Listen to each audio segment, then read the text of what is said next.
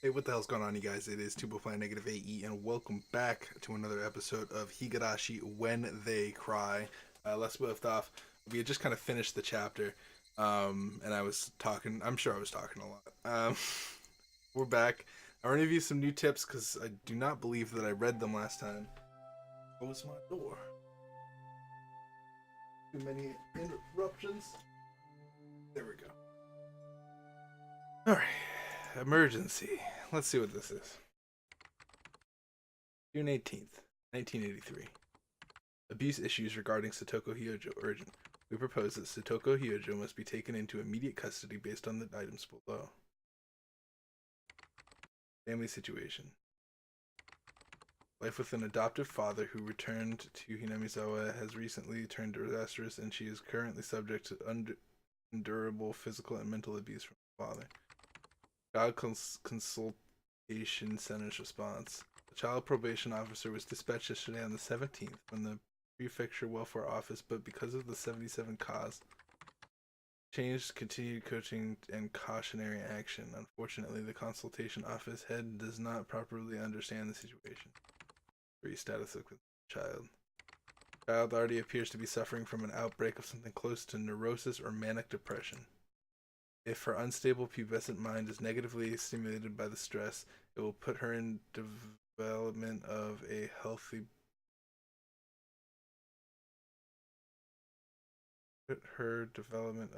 body and mind at risk. Got it. This cannot be entirely humane standpoint. Allegations made to the family court. Proposed based on the items above that Satoko Hyojo should immediately be taken into protective custody. She should be secured temporarily under emergency allegations to the family court under Article 28. We request emergency coordination between all related agencies.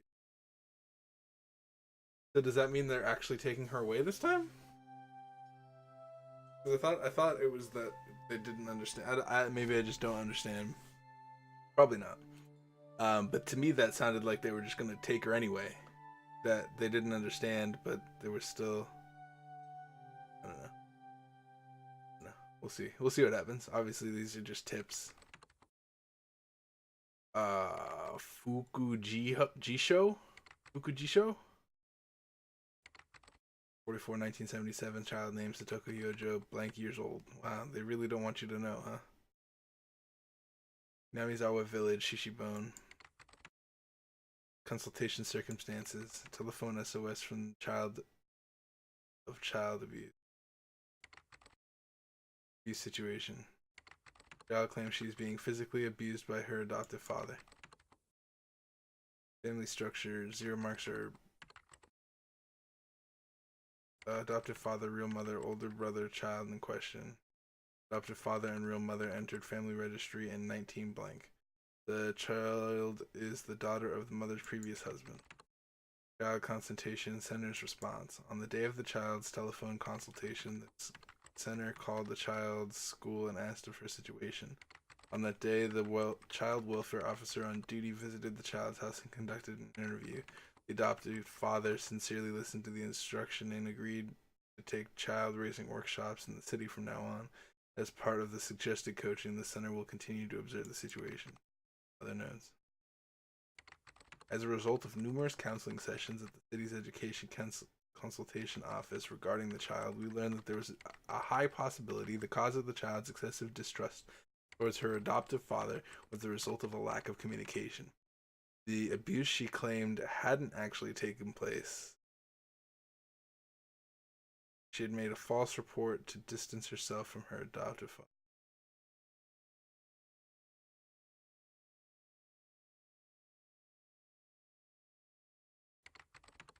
Below is a note. Sorry, I had to comprehend what was going on. So she called them, and then they came, and she was like, "No, I'm sorry. Like I was just trying to distance myself." I don't know. That sounds kind of dumb to me. Below is a note written in pencil. Person at the time. The problem appeared to be more with the daughter. Chief Investigator F of the city's education consultation office said that most of her stories were of abuse were likely fabrications. It said it shift the focus of their coaching to the child. Be cautious not to take everything the child says is truth.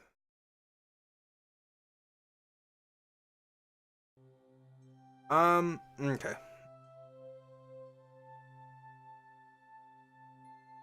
Yeah. I'm trying to think about like what's going on. So they mentioned like manic depression. Um, I know of manic depression and like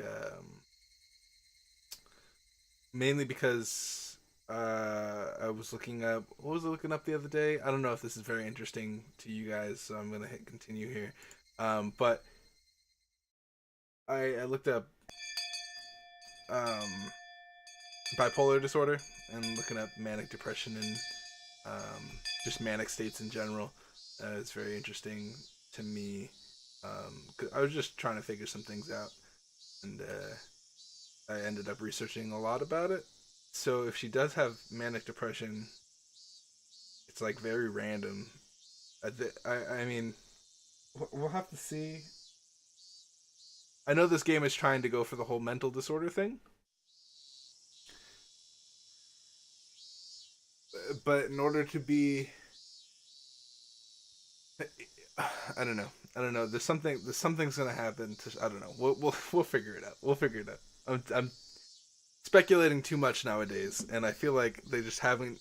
Nothing's really changed. You know, like I still feel the same. Okay, I'm gonna continue reading. Miyana and the others, having set up for the Watanagashi festival or something, invited me along, but I refused. Of course I did. How could they be taking it easy and setting up for a festival in this situation? Mian had a lot of nerve. Oh yeah, I'm fucking psycho, huh? I'm like badass KG that wants to kill this man. I forgot all about that. The first thing I did when I got back was take a shower, not because I wanted to wash off sweat. It was like I wanted. It was because I wanted to be even calmer. I already understood this, but killing that man would be so very easy. Real hard thing would be not getting arrested for it, so we could get our peaceful days back. As I thought about it, I realized it wasn't easy. Japan's police force have the highest arrest rate in the world. I would need to be I would need to deceitfully pull off the perfect crime, and it couldn't be a half-hearted attempt. Still, it wasn't 100%. Even the best police force in the world couldn't have a 100% arrest rate. I've read a lot of articles on trials with people brought up on false charges. They do a lot to determine whether they were really false accusations, but figuring out who the real criminal was is usually out of the question. Or who the okay, got it. And that meant perfect crimes did exist. In fact, perfect crimes were the sort of like works of art. Could even be respected and revered. You just had to look at the inundation of mystery novels everywhere throughout history. They dealt with all sorts of difficult to solve incidents involving secret rooms and alibis and stuff. But they all wanted to show one thing. They wanted to show the beauty of a perfect crime. There was something divine in the flawlessness of the word perfect. Yes, perfect crimes were skills of the gods. And in that sense, the serial freak deaths they were calling the curse of Oyashiro-sama, I understood they must have been the works of gods. Each one appeared to have been resolved, but they couldn't stop it from happening every year. Skills belonging only to gods. Those are the perfect crimes. And I would be setting up my own crime before Oyashiro-sama's series of perfect crimes 4 years in the running. If I were to put it boldly, I was challenging a god. Foolhardiness would be needed to make the decision, but I needed to be calm, cool, colder than ice to put that plan together. Kill him like a flame, but as systematic as ice. Starting now, I needed to retain both those ideas within me. Modeling my crime after a mystery novel was actually a bad thing to focus on. Sometimes kidnappings involving disturbing original methods that made it into the newspaper were used as a basis for novels after the person was arrested. Stuff like that made it into the news. Day and night, for a very long time, mystery novel authors polish and refine their most fantastic artistic crimes. Imitating that could be a shortcut to planning the perfect crime in a short period of time. Of course, I haven't read enough mystery novels to act all high and mighty about them. The one who really liked my mystery novels, my mom. She'd read every well-known mystery novel from overseas, past and present. Every time she watched mystery shows, she would always criticize them as having cheap tricks or being poorly thought out. Wonder what the perfect crime would mean to her. これまでの推理小説の中で母さんが一番よくできたと思った完全犯罪。 Okay, but hold on a second. This is a terrible idea. Because she's going to tell you, and then whatever she tells you is going to be off limits. Because if a murder happens, and they're like, the murder was done this way. And then my mom's like, didn't my son just ask me and I told him that exact way to kill somebody? I wonder what's going on. Sounds like an awful plan. 母さんって結構そういうの詳しいかなって思う。それを読むから楽しいの。初めからトリックを教えちゃったら楽しみがなくなっちゃうわ。 It's not like I was asking for my own amusement. She was deflecting the question so I would somehow butter her up first and draw out an answer. Of course, Agatha Christie's And Then There Were None. Oh, is that the one I read? I think I fucking love that one. I haven't read Murder on the Orient Express, but I did want to read that one. I think And Then There Were None was like one of my favorite books to read when I was in school. That makes me, oh my 母さんの goodness. 好きな小説のタイトル That が知 brings りたいんじ back ゃない？ memories, dude. 母さんが一番舌を巻いた完全トリックが知りたいんだよ。本当に完全なトリックだったら名探偵に解く余地がないじゃない。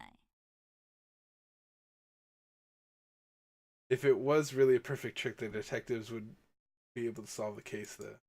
That was true. There'd be no 推 point. 理小説は解ける謎をいかに解くかの過程を楽しむものよ。解けない謎だったらそれは推理小説の題材になり得ないわね。そっか。そりゃそうだよな。主人公に解けなかったらお話として成立しないもんな。 Being too simplistic, a mystery novel is basically a game. They were written so that you could get to the goal, so that you could solve them. But I couldn't use something so optimistic. It needed to be the be-all, end-all of tricks so that we could, without a doubt, return to our old という lives. こと、真の完全犯罪は物語にすらならないというのがわかるかしら？ Mom looked at me intellectually and grinned impishly. I'd never gotten to read it, but apparently one time long ago, my mom had written her own mystery novel and submitted it for some mystery novel award. Apparently, she was really into it. Don't even become stories. What does that mean? ケイチ、物語の最低高起承転結。正解。特に肝心なのは当たり前だ。スタートの木がなかったらそもそも物語は始まる。そりゃそうだよ。何も起こらなかったら何も始まらない。そう。何も起こらないから事件にもならない。探偵も呼ばれないから推理もない。推理がないなら解決もない。つまりこれが究極の完全犯罪。ちょっと待って。もう一度説明してくれるかな。My mom just told me something absurd. She was saying it so smoothly too, so I kind of tuned her out, but said something extremely important just now. そんな難しい話じゃない。そもそも事件が発覚しなければいいだけ。そもそも発覚しない事件。つまり、例えばよ、誰も立ち入らない深い森の奥でおじいさんが一人暮らしをして、そのおじいさんがある日斧で殺されました。 Okay. ちなみに犯人はじゃあおじいさんの息子ね。 Okay. おじいさんの家に来て一緒にお酒を飲んでいたんだけど、ちょっと喧嘩になって殺してしまった。 Okay. An impulsive crime without a bit of planning is pretty far from the perfect crime. でもケイ、そこはとてもとても深い、普段は絶対に誰も訪れない。さて、殺した息子はおじいさんは元気だったって。それのどこが完全犯罪なの？ケイチ、この事件はね、おじいさんが殺されているのが見つかる。もしもこの後、誰もおじいさんの家を訪れなかったら、永久に木は訪れない。 And he would だか never らつ occur. まり、物語は始まらない。事件が発覚しないから探偵も呼ばれない。そもそも誰も不審に思わないから謎も起こらない。おじいさんは今日も一人でのんびり森の奥で、お空におじいさんの顔が浮かんで、ジエンド。どう？こんな感じで。I like how my mom's giving me like the exact plot of like, すごいじゃないか。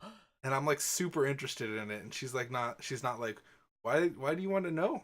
Like, what's going on? Are you ちゃ writing ん a とした book ト or リックだ something? よ。 Like, at least acknowledge it? でも娯楽小説、推理小説は所詮完全犯罪の指南書にはなり得ないんだから。 I was trying hard to talk cheerfully to fool her, but inside I was excited. Special tools, strange geography, mysterious drugs, traps involving huge sums of cash. None of them were needed for perfect crimes.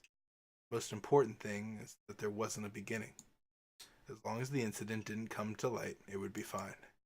Speaking broadly, if I could kill him without anyone finding out, and dispose of the corpse somewhere no one could find, it would basically already be a perfect crime. Of course, if someone up and vanished one day all of a sudden, people would get suspicious. But that didn't apply to this man. Last year, after their aunt died, he ran away from the village in fear of Oyashiro-sama.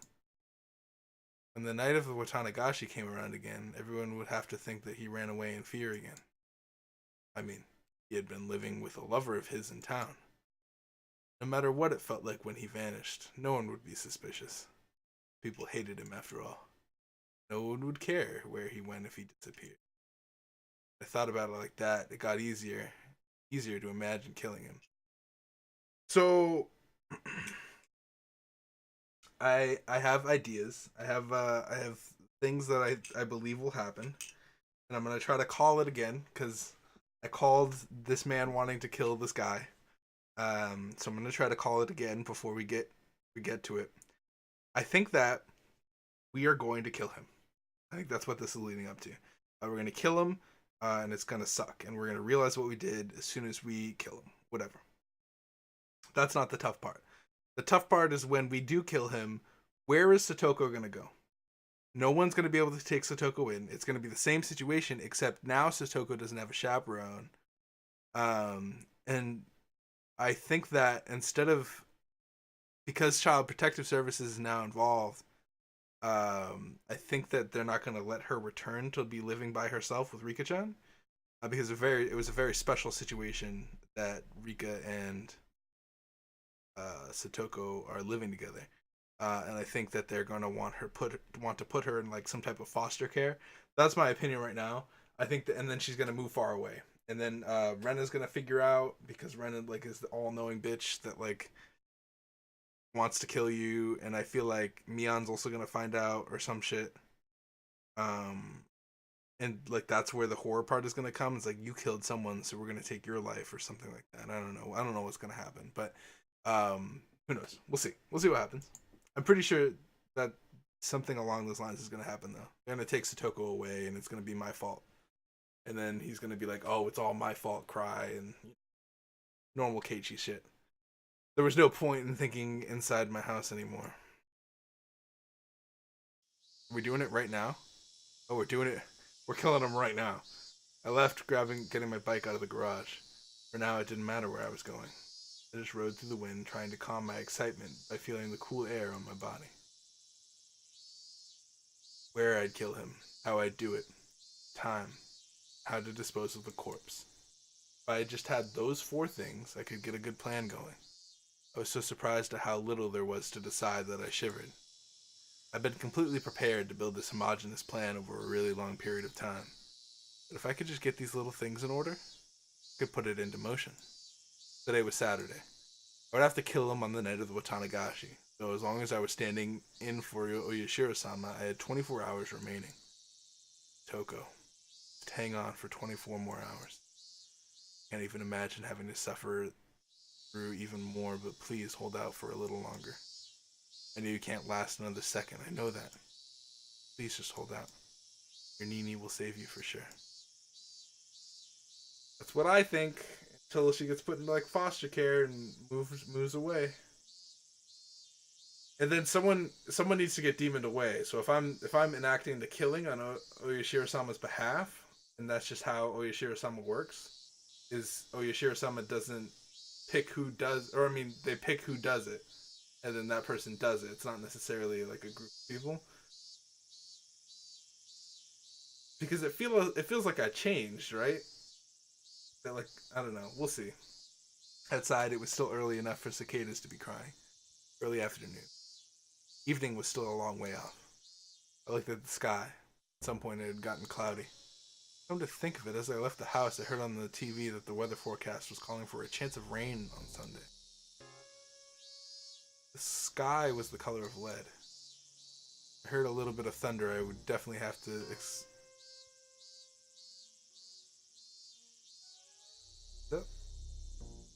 Is this a new song? It is. I definitely have expected a sudden evening shower. My first destination was school. I like this game's music. I mean, I like the previous game's music too, but like this is like cool. Like I don't even know how to like electric music. It's not electronic music, but it's like I don't know. Before explaining why I was going there, I needed to explain what method for killing that man I had decided upon. I decided that the most suitable death, the one I needed to give him, was the same as last year's curse. Same as the punishment their aunt had received. Beaten to death. Wouldn't beating him to death be somewhat unreliable? You may think that stabbing him with a blade would be more reliable. This was something I had chosen after a lot of thought. You just needed to think realistically. The law. It prohibited carrying blades longer than 10 centimeters, I think. So, the blades available to me, though long enough, were limited to things shorter than a ruler. Can I talk about this music real quick? I don't know. This music is really good. I don't know if it's intentional. I used to analyze music in college. And we would like analyze like what instruments are used where, the syncopation of things, why the composer tried to use certain things. This song is cool because it starts and stops very suddenly. Like you think it's gonna keep going, and then it just like cuts, and then it does little tiny like hits, and it's not necessarily in a major key. It's definitely in a different key. You see how it just like cuts off, and it does like an echo too. It's very like horror-esque, but it's not too bad. I don't know. You probably understand how tricky it would be to do this and go up against an opponent that might fight back. In that case, using a weapon with reach would be far more effective. Might not have the same precision, but you just had to hit the guy until you killed him. Both options resulted in death. With that settled, what is the weapon with the most terrifying force behind it that is also easy to carry around? At this point, you should immediately think of a metal baseball bat. I don't need to explain how terrifying a metal baseball bat could be as a weapon. It's a very common theme in the past 3 episodes. The baseball bat. They like this baseball bat. Not to be thought of as suspicious. Just 2 points would have been enough to choose a metal bat for my weapon. But there was one more reason for choosing a metal bat in particular. I will speak about Oh, you giving a presentation? Alright, cool. I guess he'll let us know at the end of the presentation. Thank you. I'll let you know after. What the hell? After school that Saturday, my classmates were still having fun playing in the schoolyard. I could show up there and it would be the same as always, so nobody would think I'm suspicious. Getting my hands on the weapon without looking suspicious was actually a factor I couldn't ignore. I didn't normally play baseball, so if I went into a sports store looking for a metal bat, it would definitely be suspicious. Can't let there be a beginning to the story, so I needed to be really careful even about that. That left school. At a location which my appearance wouldn't be suspicious, I would acquire the weapon. I checked inside the classroom through the window, but of course there was nobody there. The only students who would stay there were me and the others, and doing club activities. Without us, the classroom after school was just an empty, unused room. Without glancing around nervously, I'm trying to think now. Now I'm trying to think if the metal bat was in the second one or not. It was, right? I know it was in the first one. Because I was carrying it around because I thought Rena was going to kill me. I'd forgotten. As if I had just gone to get something I'd forgotten, I casually went to the entrance. It looked like the teacher was busy with paperwork in the teacher's lounge. I didn't see her in the hallway. Naturally, yet quickly as a shadow, I entered the classroom. The empty room was full of strange, stagnant air that you couldn't feel normally. An empty classroom, nobody here. Maybe while no one is around, the desks creep about of their own accord, licking the floors clean of dirt. If I suddenly stepped into a place like that, would the desks, in their surprise, fly at me, crush my bones, and eat me? What the fuck?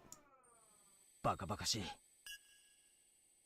I regret wasting valuable thinking time on stupid delusions. This is an interesting change in Keiichi that I like a lot. He's not like crying about his problems, he's like getting it done. Killing this fictional person, and I like it. Because the students' lockers were lined up in the back of the classroom. It's gonna end up horribly, because you don't just murder somebody and things go well. Everything's all peachy. We're gonna murder this person, things are gonna go to shit. It was a forbidden locker when I had accidentally discovered it. 間違いない。 One person. If one person has one locker, then why would Satoko have two? Made a fuss about it once. After that, I learned it was Satoshi's locker, and he had the same name, or the same last name as her. But of course, even though it was a locker for a student no longer here, looking inside, it was still a shameless act. One time, I let the curiosity get the better of me, and I took a peek inside. Inside was average and worthless. At the time, I hadn't been interested, so until now, I'd forgotten what had been in it. But now that I had, dare I say it, awakened, I remembered. The thing that hadn't been there, or that had been there.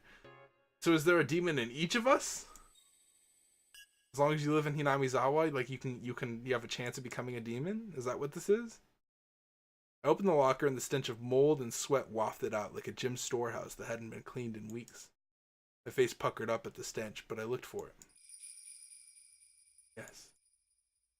Toshi was on Coach's baseball team. Inside the locker was a Hinamizawa fighter's uniform. One Satoshi used, metal bat. This was the reason I wanted to choose this bat. This murder would be carried out by me. But this wasn't originally my role, it was Satoshi's. But I would stand in for him and call myself Satoko's Nuni. It was one of those rules for standing in for him. I reached for the metal bat and grasped it firmly. It was light, yet its tip had enough heft in it, enough to easily imagine the horror that if I brought it down with all my might, Satoshi, I'll give you one last chance to save your sister. I wonder if Satoshi's like in the bat or something. These freaking jingle bells, dude. Lend me your strength. You're a coward, but I will stand in for you. So, if you still care even a little bit about her, lend me your strength. There is no more suitable weapon in the world for putting that man to death than your bat. I just needed to figure out where to hide it. Tomorrow, before the act, I would just stop by the school and grab it. Because I couldn't ignore the possibility someone would see me bringing it home and think it was strange. But if I left it here, it wouldn't be a problem. Plus, tomorrow was Sunday. Not only that, it was the biggest day of the festival in the whole village. Nobody would be coming to school. I left out the entrance and went over to a construction vehicle and parked nearby. We'd been warned by our teacher not to touch it just for laughs. None of the kids would come near the vehicle either.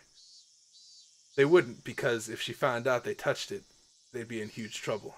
I quietly hid it in the shadow of the vehicle. The chances of someone operating the vehicle tomorrow was slim to none, because tomorrow was Sunday. Government workers had the day off. And from what my classmates had said, the thing had been left here for years now. Machines that hadn't moved in years. Can't just suddenly start them up again. So I was almost definitely fine in this case. The sunlight was piercingly hot. My head grew faint for a moment. Had the heat been this harsh for the entire day? A moment of dull thought like this was a moment of carelessness. I gave myself a couple hits in the head, then looked around warily. Okay, next, how to dispose of the corpse.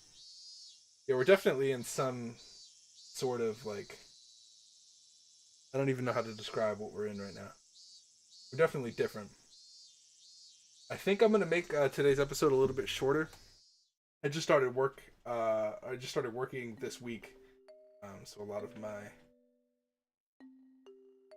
of my time is strained, and I want to try to get a backlog going, so that way it's not as hard to upload videos, and that way I don't have to hurry up and like rush videos out.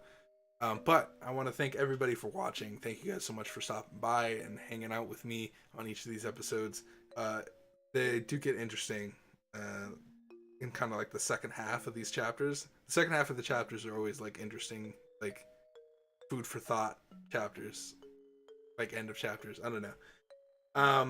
Yeah, I do think that we're gonna kill the guy. Obviously, it's leading up to that. I don't know what this means, me turning all evil like this. I don't know if that just means that anybody can become a demon, or like what, but it is kind of like a weird thing that I'm all demon-like now. We know Ren is also a demon, so I wonder if she's just gonna... Maybe she'll work together, like Demon Club? Please, Demon Club. It'll be like Fight Club, you know? Number one rule of Demon Club is just not to talk about it. Probably what it is, right? And by killing this guy, I'm like in the Demon Club. I should be welcomed into the Demon Club. Although they're probably going to be mad at me. But then Satoko's probably going to get demoned away. Maybe that's what happened. I don't know. I mean, I've said that before. I feel like if I kill this man, Satoko's going to get demoned away. But who knows? I'm going to go ahead and end the episode here. Thank you guys for watching, and I will see you guys in the next episode. Peace.